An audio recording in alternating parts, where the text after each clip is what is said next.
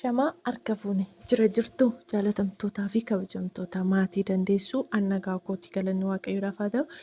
Isinis akka nagaa qabdan abdii guddaan qabaa jaalatamtootaa fi daawwattoota kiyyaa akkuma kanallee sabiskiraayibarii naaf gochaa jirtan guddaa galatoomaa yaadas kan naaf kaa'aa jirtanii galatoomaa isiniin jedha. Ammas yaada keessan naaf kaa'aa maatii kan hin taane maatii ta'a warri taatan immoo laayik sheeris naaf godhaa jechuudha galatooma. Egaa har'as dhufeen jira. Egaa akkuma beekamu yeroo ammaa kana yookaan kaleessarraa gaddarraa eegalee waa'ee dhimma obboleettii keenya Waantiyyaa Salamoon irratti jechuudha.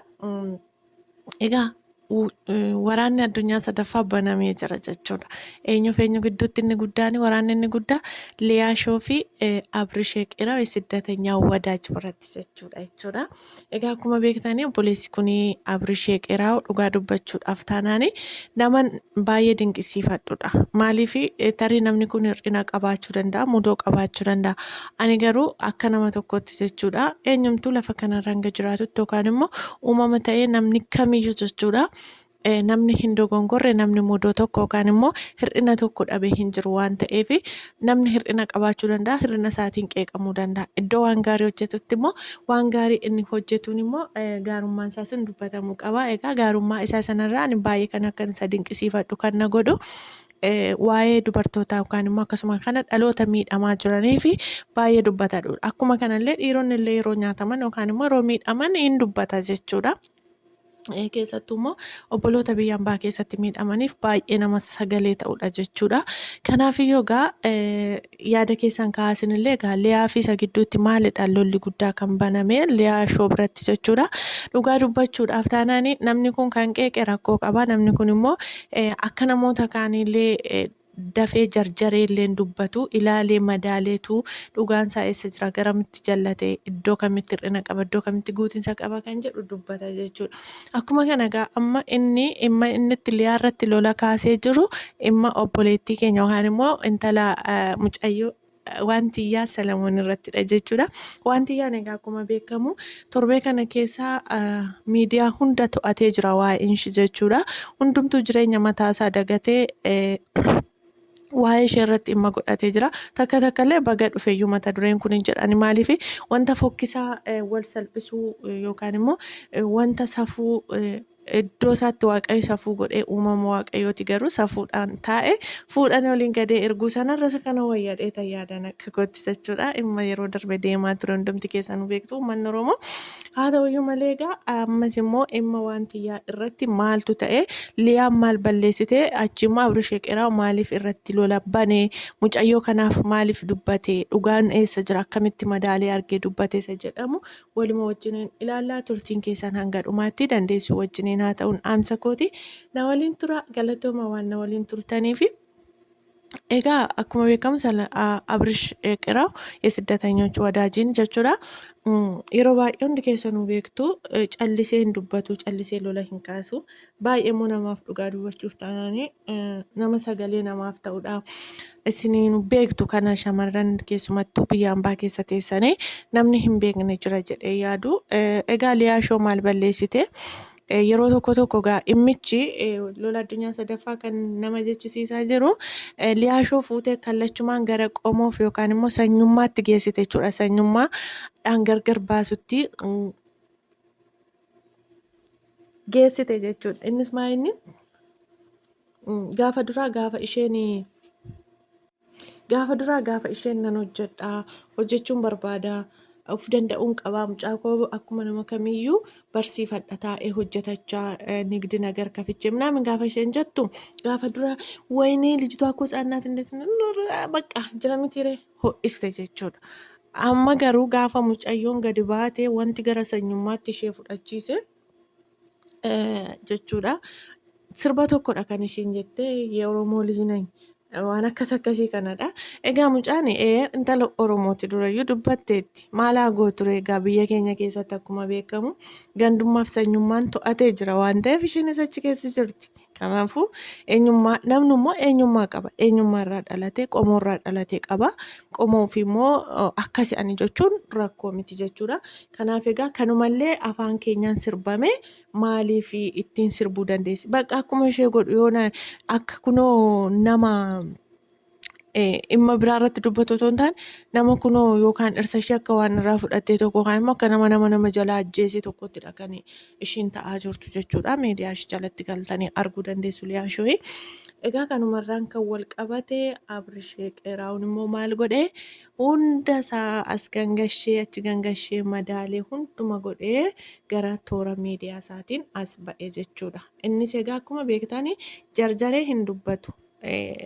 Dhugaadhuma jirtu immoo dubbata. Hatte taanaan hatte jedha akkuma argitan beektu. Kanaaf egaa nama mucayyoo waan xiyyaadhaaf dhiisaa akka barbaadde haa taatu irraa bu'i jechaa ni jira jechuudha. Dhugaa dubbachuudhaaf taanaan mucayyoon kun amma fe'e yoo mucaa qabaatte hamma fe'e yoo amma fe'e bakka mucaa 2-3 yoo qabaattu umurii ishee kanaan akkaataan itti seerri uumamichaayyuu eeyyamee kenneef taanaan jechuudha umurii ishee kanaa gaditti jechuudha. Kanaafuu umurichi immoo jira egaa waggaa 16 jechuun hundumti keenyayyuu waggaa sana keessa darbineerra hidhaan kan gannaman teessisnedha. Kanaaf egaa isa kanarratti Liyaashoo baay'ee tokko bakka as baatee yoo akkanatti dubbachuu hin qabdu boo'uu qabda. Boo'uu qabdi, gadduu qabdi malee akka kanatti gammaduu hin qabdu jettee mucaa irratti arrabsa guddaa gaggeessaa jirti jechuudha. Firoottan koo egaa kanumarraan kan ka'e Abrishis immoo irratti ka'ee waan tokko irratti dubbataati jira jechuudha. Waaqayyo isaa eebbisu. Intala kana ammas iddoo tokkotti egaa wanti wal jalaa dha'ee jiran taloos jechuudha. Iddoo tokkotti gudeedameenidha kan mucaan garaatti naafedha. Iddoo tokkotti immoo gurbaan waggaa 22 nan jaalladha jetteeti. By the way intalli kun ammoo mucaan kun dirqamsiisee abbaa mucaa kana dirqamsiisee fedhii ishiin ala gudeeddiidhaan garaatti iyyuu ishee hafu malee erga fudhatee immoo erga gudeedee yookaan immoo fedhii ishiin ala wanti kun ishiirra gaa'ee yookaan immoo wanta kana ishiirratti dhufee jechuudha. Tarii jaallatteetti ta'uu danda'a, jaallateera ta'uu danda'a. Kanaafiyyuu isa kanarratti xiyyeeffachuu miti.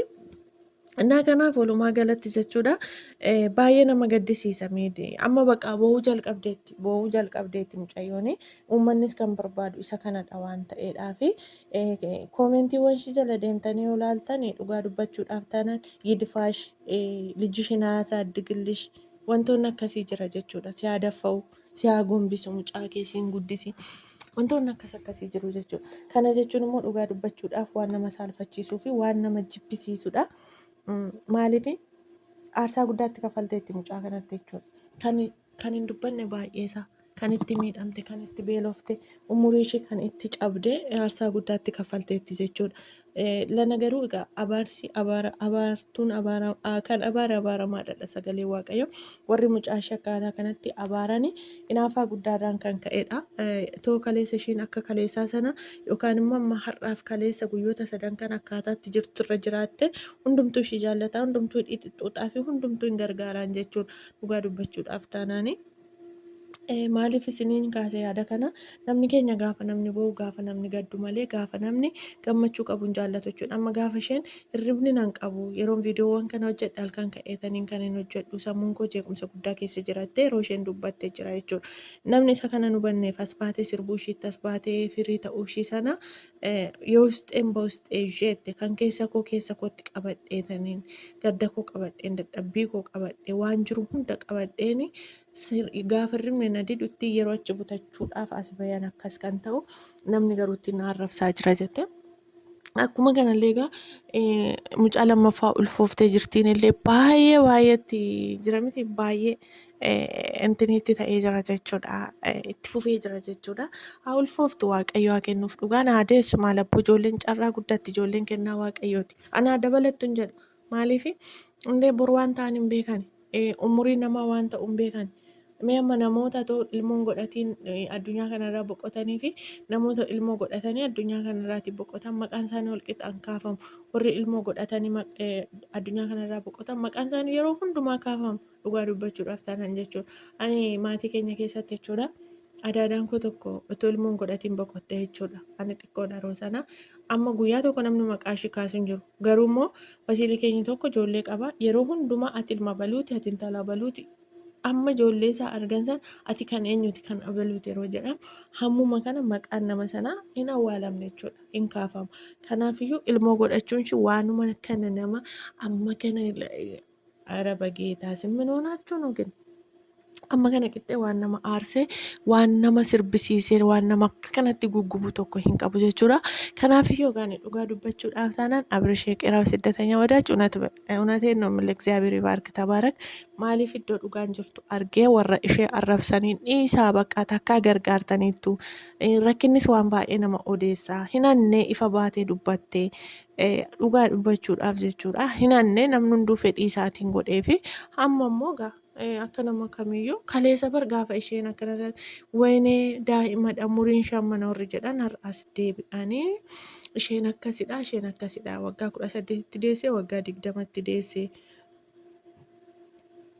in sobdii dhirsa qabdii birrii barbaachaaf jettee as baate malee wantoota baay'eetu odeeffama jechuudha. Innaa akkuma kana egaa liyaashoon maal balleessaan ishee guddaa namni kamiyyuu sanyii ani dhugaa jechuu dubbachuuf jechuun namni kamiyyuu qomoorraa dhalate qaba. Qomoorraa dhalate sana immoo yeegiddi hin beekan akkamitti akka ibsamu jechuudha. Afaan sun egaa afaan Amaariñaati sirbichi. Amaariñaa isaanii sana immoo egaa baay'ee tokkotti hintini taatee jirti jechuudha.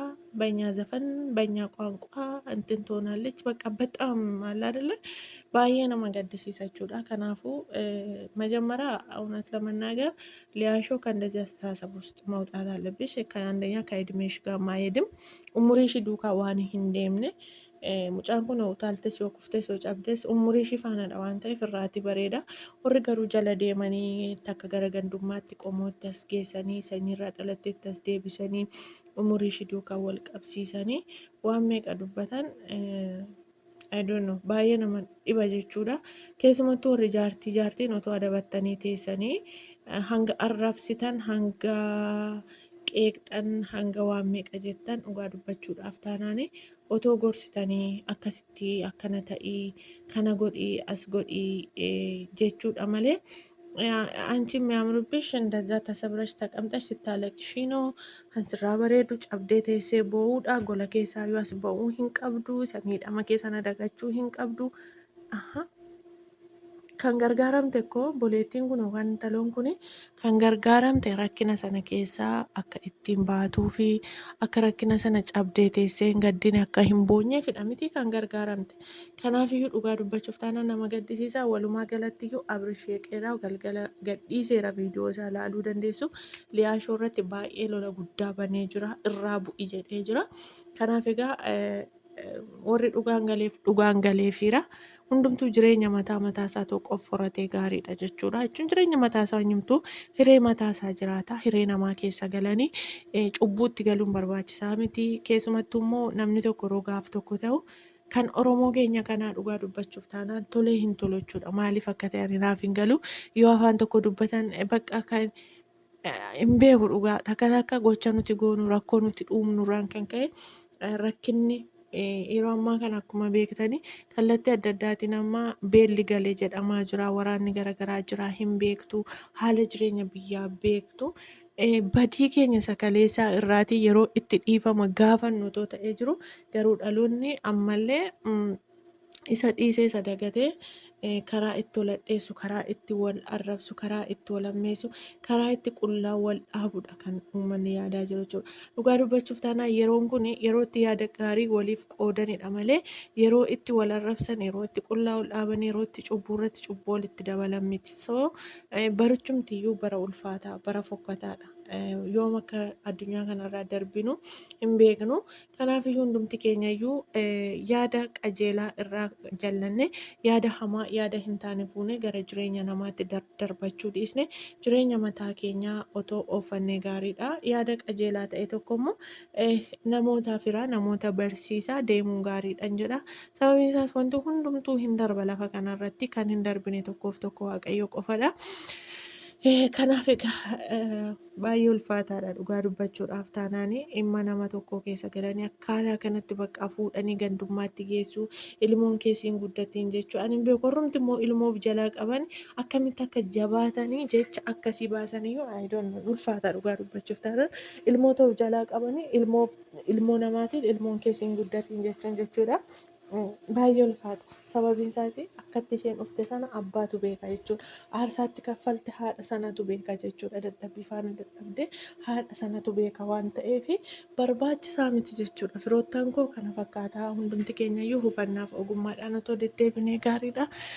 Haala hundumaa keessatti jecha keenyaaf yaada keenya keessatti wanta sodaa waaqayyoo keessaa nu baasu dhiisne wanta sodaa waaqayyoo keessatti nu teessisuun otoo deddeemnee gaariidhaan jedha. Waaqayyo isin haa eebbisu waan nu hordoftanii fi jaallattanii waan dhaggeeffattaniif guddaa galatoomaa. Yaada yoo qabaattan koomentii jalatti nuuf barreessaa. Koomentii keessaan nan dubbisa.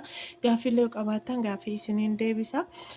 Kana fakkaataa turtiin guyyaarraa waan nu hordoftaniif guddaa galatoomaa. Ani dandeessuudha. Eebbifamaa.